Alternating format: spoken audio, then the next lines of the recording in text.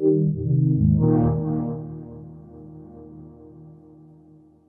I'm David Dino from Sumo Digital. I am a designer and PR analyst. And what is Sumo Digital showing here at Nindies today? Okay, so today we are showing Snake Pass for the Switch, obviously. And Snake Pass, it sounds like a game maybe with a snake involved. I don't know. You seem to be wearing a snake. Can you tell us a little bit about the character that you're going to be playing as? It's a very completely different game. No, actually, Snake Pass is a game about a snake, clearly. His name is Noodle, with his buddy, hummingbird buddy Doodle, and it is a 3D physics-based puzzle platformer. And you were saying that this runs on Unreal Engine 4? Yes, it does. It does run on Unreal Engine 4. And when did you start developing this? Can you kind of speak to the origin of this game? Sure, definitely. So we've been recently running internal game jams, something that I help out run at Sumo Digital, and the first winner of our game jam was probably like in 2015 of October. His name is Seb Lise. He is one of the designers at Sumo Digital as well, and the way he was kind of came up with Snake Pass was that we had him on another project learning Unreal, interestingly enough, and he was trying to work out how splines worked. So we had a rope connected to a ceiling, and he had a character run into it. And for some reason, when the character ran into it, it fell to the ground, and it fell down in a very interesting way. So he was kind of like, what if I can control this rope? So the rope eventually somehow became a snake. We happened to be announcing the game jam that was coming up as well, the very first one, and people were saying, you need to take this to the game jam, see where it goes, etc. And lo and behold, it happened to win. Just won everybody's hearts over for the most part. There's some people that are like, initially, okay, what the heck is this? But once they played it, they kind of understood we got something really special over here. So we took it to a concept phase and everything like that, just to make sure, can we make a game out of this? Took it to EGX Res once we were finally finished with it, and got, nice praise for it and everything. So we ended up taking it to full production last April, and here we are. And when I saw it today, I was like, what is this delightful game? And I think it was really the art style that grabbed me. Can you talk about some of the influences of the art style? Yeah, definitely. Obviously, snakes inherently can be pretty creepy, so we always wanted to have a relatively friendly-looking animal. And for Seb, who the creator as well, he wanted to make a game that was really colorful, that was very different from the type of drab shoot 'em up type games that are currently out now.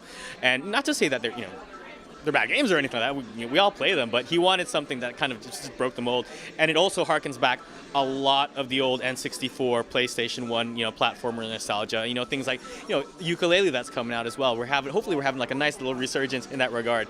And it was interestingly coincidental that we all kind of just started moving in that direction. But again, a lot of, inspiration came from that particular time period, because he loves things like the Donkey Kong Country series, Banjo-Kazooie, Ratchet and Clank, and that's we have Noodle and Doodle now. So yeah, that's where it's like heavily inspired from. And you had mentioned that the music was also inspired by it too. Very much so. So again, Seb, in his Grandmaster Mind scheme, was like, I've always wanted a game with David Wise. Can we get some music with David Wise? And lo and behold, we were able to have David Wise compose the music for Snake Pass, which has been really great. And obviously David Wise has done stuff like Donkey Kong Country Returns, Donkey Kong Country series, so many different ones, the rare games and everything. So, and he's an amazing person as well. He's really chill. I think when I was doing the demo, you mentioned that the snake itself was actually comprised of like 32 different collision detection balls. Yeah, so the snake itself is made with 35 different spheres, and they're all independently running calculations to determine how, where you're actually, colliding, and if you're not colliding, and that will obviously create the strength or not, the lack of strength that you need to scale and climb, so on and so forth. Because Seb, he used to be a biology teacher before he became a game designer, and he also owns several snakes. So he has a pretty good idea of how snakes work anyway. So we really tried our best to make sure that we somewhat replicated how a snake really works. So you really have to get the coiling movement and the expansion and contraction of the muscles, just like a real snake would. So if you try to go in a straight line, like in real life, snakes don't do very well like that. It's a bit gamified, of course, but there it is. You really have to think like a snake.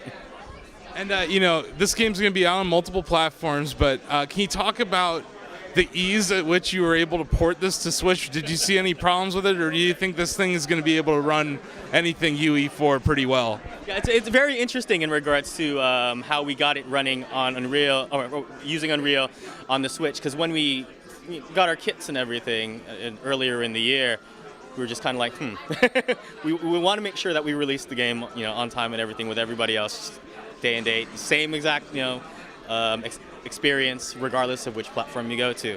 So the story goes, it took about like 7-ish days to actually get the game running. Granted, you needed optimizations, everything. From the time we got the Switch kits to it was actually playable on the system. And Unreal has been super flexible and very, very helpful in terms of what we need to do in terms of optimization. But I think we'll see a lot more Unreal 4 games on the Switch as well. So hopefully the stuff that we've learned can help Unreal and everybody else that wants to bring Unreal games to the Switch make it a lot easier. Awesome. And so when can we get our hands on this game? So in the United States, you guys will be getting it on the 28th of March for $19.99.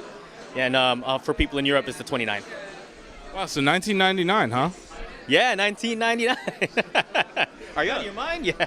No, I think that's going to be a sweet spot for a lot of indie devs, because there's a lot of games that are coming out at launch that cost $50, and we're seeing some people with sticker shock. So I think pricing it at $20 is going to be good for you guys. Yeah, it's been great, especially since we just announced it last week too. I'm a big NeoGAF guy as well, so when we announced it, we saw the posts and everything. Like, oh, perfect! I was thinking it was going to be like 30 or 40. So being able to hit that sweet spot of $19.99 has been great, especially for me as well, because I assume I will buy a couple. Awesome. Well, we look forward to it. Thank you very much for having me. Yeah, and it's been great to show it on the Switch and all the other different platforms as well. But here we are.